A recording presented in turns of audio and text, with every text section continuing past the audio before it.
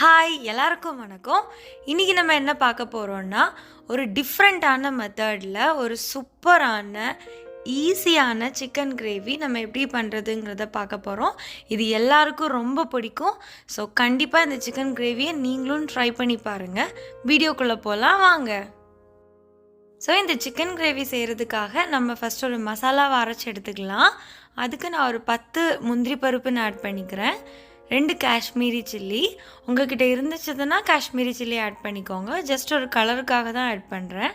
அப்புறம் ஒரு 4 காஞ்ச மிளகாய், 1/2 டீஸ்பூன் பெருஞ்சீரகம், 1/2 டீஸ்பூன் மிளகு, அப்புறம் ஒரு தக்காளி. இதெல்லாம் வதக்கணும் தேவையில்லை, அப்படியே நம்ம கிரைண்ட் பண்ணி எடுத்துக்கலாம். இதில் நீங்கள் தண்ணி ஆட் பண்ணணுன்னு தேவையில்லை, ஏன்னா தக்காளியிலேருந்தே அந்த தண்ணி வந்துடும். ஸோ இது ஒரு சின்ன சைஸு கோழிக்காக தான் நான் இந்த மசாலா ரெடி பண்ணுறேன். ஸோ இப்போ அடுப்பில் ஒரு பேன் வச்சு அதில் ஒரு 2.5 டேபிள் ஸ்பூன் ஆயில் ஆட் பண்ணிக்கலாம்.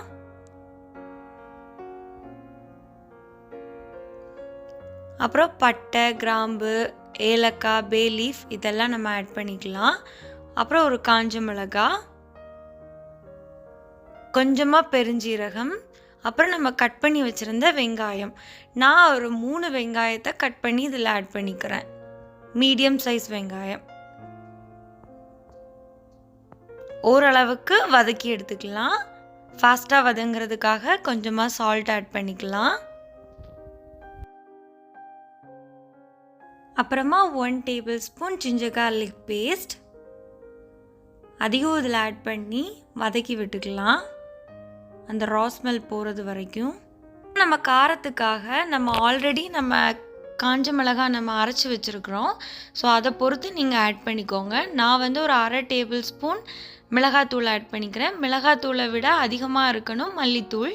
ஸோ நான் 1 டேபிள் ஸ்பூன் மல்லித்தூள், ஒரு 1/2 டீஸ்பூன் கரம் மசாலா, 1/2 டீஸ்பூன் மஞ்சப்பொடி, இவ்வளோத்தையும் ஆட் பண்ணி லைட்டாக வதக்கி விட்டுக்கலாம், அந்த ரா ஸ்மெல் போகிறது வரைக்கும், அந்த மசாலாவோட ரா ஸ்மெல்.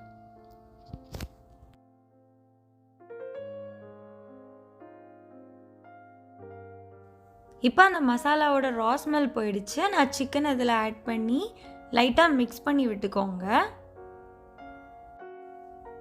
கொஞ்சமாக கருவேப்பிலையும் அதில் ஆட் பண்ணிக்கலாம்.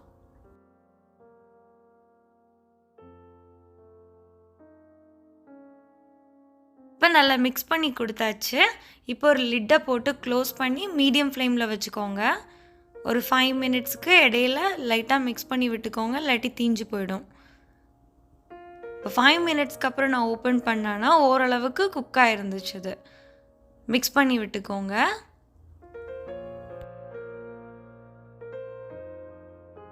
ஸோ அப்போ நம்ம அரைச்சி வச்சுருந்தோம் இல்லையா, அந்த தக்காளி அந்த காஞ்ச மிளகாய், அதில் கொஞ்சமாக தண்ணி ஆட் பண்ணி இந்த சிக்கனுக்குள்ளே நம்ம ஆட் பண்ணிக்கலாம்.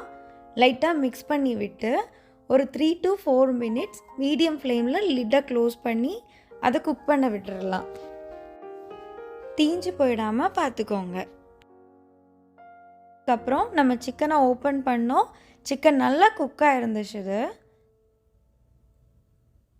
அப்புறமா இதை லோ ஃப்ளேமில் ஒரு 5 to 10 மினிட்ஸ் விட்டுருங்க.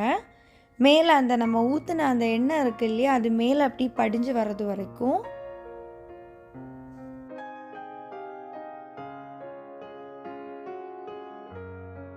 இப்போ 10 மினிட்ஸ்க்கு அப்புறம் பார்த்திங்கன்னா அந்த மேலே அப்படி எண்ணெய் படிஞ்சு வந்திருக்குது.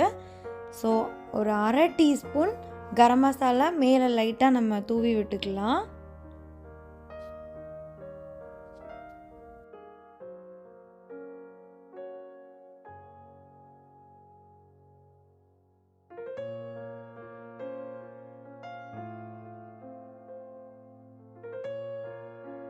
இப்போ கொஞ்சமாக கஸ்தூரி மேத்தி இலை, அதாவது காஞ்ச வெந்தயத்தோட இலை, அதை மேலே லைட்டாக தூவி விட்டு லாஸ்ட்டாக கொஞ்சமாக கொத்தமல்லி இலையும் மேலே தூவி விட்டு நம்ம அடுப்பை ஆஃப் பண்ணிக்கலாம்.